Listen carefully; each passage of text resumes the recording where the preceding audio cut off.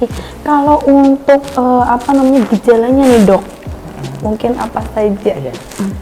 Tapi khasnya walaupun penyakit paru tuh banyak jenisnya dan banyak macamnya, tapi sebenarnya gejala yang nampak itu nggak jauh-jauh dari sesak napas, nyeri dada, batuk, bisa sertai dengan demam. Oke. Jadi tipikalnya hampir semua paru itu gejalanya itu hampir mirip. Nyeri dada, sesak napas, batuk, baik itu batuk berdahak maupun batuk yang kering, dan atau demam. Oh oke. Nah dok, mungkin ada suara tambahan nggak sih di paru-paru, mungkin kayak contoh ada wheezing atau ada menge gitu-gitu? Itu tergantung dari sakitnya. Tergantung sakitnya. Di pneumonia kita lebih sering mendapatkan ada suara tambahan, misalkan ronki itu namanya. Kemudian saat asmanya kumat atau saat COPD-nya kumat, kita lebih sering akan mendapatkan suara wheezing, suara tambahan. Jadi masing-masing penyakit itu memang ada ciri khasnya. Misal kita ke pneumotorak, kita nggak akan mendapatkan suara tambahan. Ada suara ketukan yang lebih nyaring, dan juga suara nafasnya itu berkurang, suka kedengeran. Gitu. Misalkan di efusi kita akan mendengarkan suaranya itu berkurang, tapi di ketukannya itu redup karena itu air. Jadi masing-masing fitur sakit itu memang mempunyai ciri khasnya sendiri-sendiri. Jadi ketika berbicara tentang apa sih sakitnya ini bagi seorang dokter itu bukan hanya anamnesis ya tanya, tapi harus juga berdasarkan pemeriksaan fisik. Nah itu juga penting di kita ya di bidang paru. Pemeriksaan fisik paru itu juga harus diunggulkan karena masing-masing fitur juga beda gitu ya. Dan juga selain anamnesis, pemeriksaan fisik, dan yang paling penting adalah foto ronsen. Jadi foto ronsen itu memang harus dilakukan karena dia itu nanti bisa menentukan keadaan apa sih sebenarnya yang ada di tubuh kita misalkan. Dan itu juga menjadi stetoskop yang kedua tuh kita mati mata gitu. Rongsen torak ya biasanya yang dok. Paling dasar ya, yang paling dasar. Sebenarnya ada yang lebih advance itu CT scan torak, tapi yang paling dasar dulu ya, yang wajib harus dilakukan dan harus pertama kali dilakukan ketika ada yang sakit yang mengarah ke paru itu adalah foto ronsen.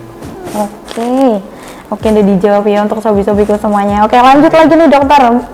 Mitos atau fakta nih untuk tidur di lantai bisa menyebabkan paru-paru basah? Tergantung sih sebenarnya antara mitos dan antara fakta. Sebenarnya itu dua-duanya juga bisa. Mitos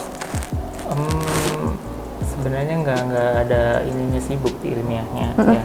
Cuman antara fakta ya mungkin banyak pasien yang memang ada riwayat tidur di lantai dan luka sakit juga ada. Jadi sebenarnya antara mitos dan fakta. Cuman yang paling sering itu akibat pasien yang seperti itu yang paling saya dapatkan itu adalah PPOK.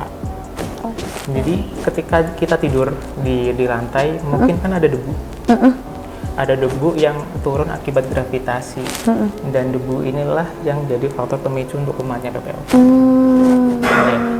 Pun juga apakah bisa pneumonia atau radang paru, bisa juga kalau misalnya ada yang bakteri-bakteri yang habis dibersihkan jatuh di lantai, habis itu kehirup dan masih aktif ininya, bakteri masih aktif kehirup ya nanti juga bisa kena. Jadi bukan hanya paru-paru basah sih sebenarnya, yang dia masuk paru-paru basah kan sepemikiran mungkin karena efusi, tapi yang paru kelup ya itu mungkin salah satu akibatnya.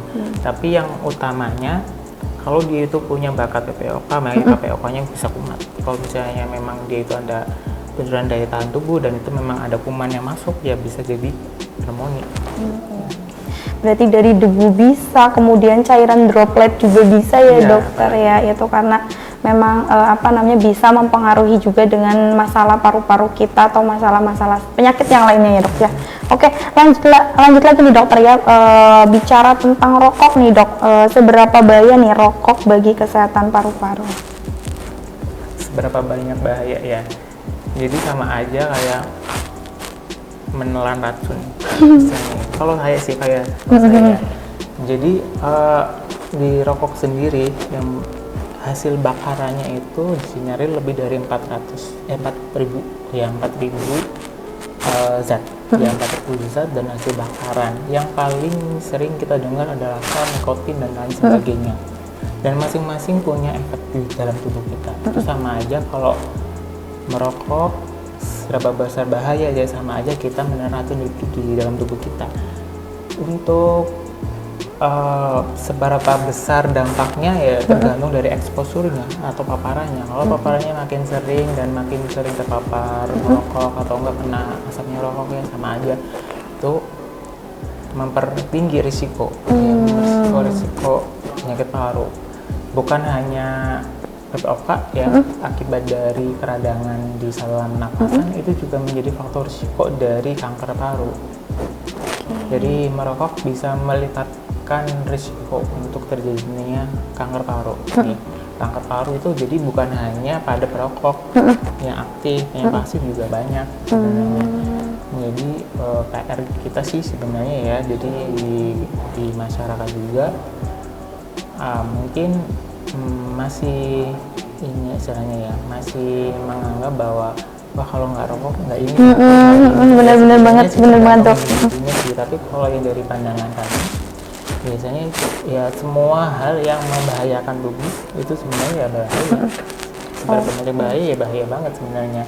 Bukan hanya bukan hanya efek saat ini maupun efek juga sangat depan ya. Saat ini misalkan ketika jenengan off yang rokok misalkan, dan ketika mau berhenti biasanya nggak serta-merta bisa berhenti karena ada faktor ketagihan. Nah efek ketagihannya ini istilahnya ada withdrawal atau sakau. Itu juga bukan cuma narkoba, tapi rokok juga bisa bikin sakau.